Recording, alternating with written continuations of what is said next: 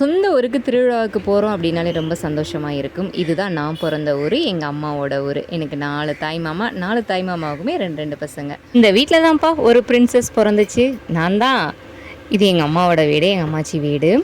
எல்லாருமே இப்போ தாத்தாவும் அம்மாச்சியெல்லாம் இல்லை, இப்படா லீவ் விடுவாங்க சின்ன வயசில் இங்கே வரலான்னு சொல்லிட்டு ஆர்வமாக இருப்போம். இதுதான் எங்கள் அம்மாச்சியும் தாத்தாவும்.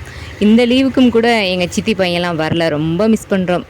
திருவிழாவுக்கு முதல்லலாம் எல்லாருமே ஒன்று கூடிடுவோம். இப்போ அந்த மாதிரி இல்லை, எல்லாம் ஃபேமிலி அப்படியே ஓடிடுச்சு. என் பழைய ஃபோட்டோஸ், எங்கள் சித்தி சித்தப்பா அக்கா மாமா எங்கள் அம்மா அப்பா தாய் மாமா ஃபோட்டோஸ்லாம் எனக்கு விவரம் தெரிஞ்சதுலேருந்து இந்த வாட்ச் இங்கேயே தான் இருக்குது. ஒவ்வொரு ஊர்லேயுமே ஒவ்வொரு வழக்கம். எங்கள் தாத்தா வீடு தான் முதன்மைக்காரங்க வீடுன்னு சொல்லுவாங்க. சாமி ஊர்வலம் வரும்போது இங்கே வந்து வாசலில் நிற்கும். நாங்கள் எல்லாருமே இங்கேயே நின்று அர்ச்சனையெல்லாம் பண்ணிவிட்டு சாமிக்கிட்ட ஆசீர்வாதம் வாங்கிக்கிடுவோம்.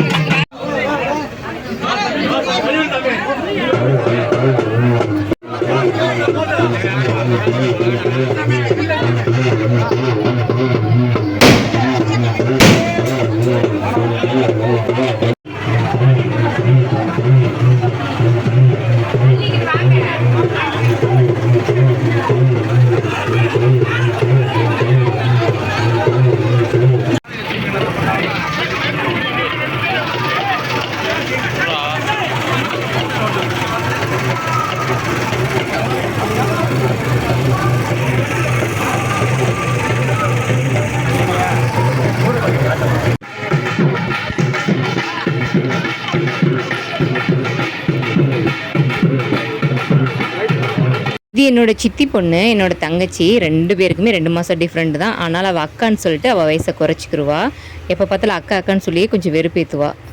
விடிய விடிய மாவிளக்கு ஊர்வலம், முளைப்பேறு ஊர்வலம் ரொம்ப ஜாலியாக இருக்கும். யாருமே தூங்க மாட்டாங்க. நாளைக்கு பாப்பா அவங்களுக்கு ஸ்கூல் அப்படின்றதுனால அவங்க 2 பேரும் போய் தூங்கிட்டாங்க. நம்ம ரொட்டீனை பார்க்கணும்ல அப்படின்னு சொல்லிட்டு காலையில் 5 மணிக்கு வீட்டுக்கு போய் பாப்பா அவங்கள ஸ்கூலுக்கு கிளப்பி அனுப்பிச்சி விட்டுட்டு மதியம் லஞ்சுக்கு எல்லாருமே மாமா வீட்டுக்கு வந்துட்டோம். அதுக்கப்புறம் ஒரே ஃபன்னு தான், ரொம்ப சூப்பராக இருந்துச்சு.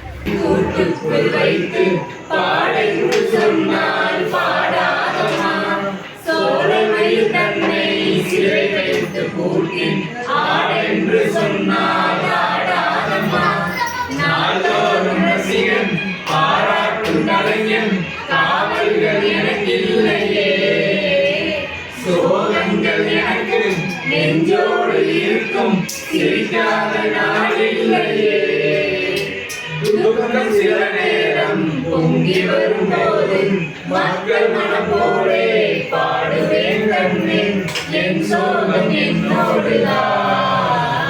கல்யாண மாலை கொண்டாடும் பெண்ணே, என் பாட்டை கேளு, உண்மைகள் சொன்னேன் சுதியோடு லயம் போடவே.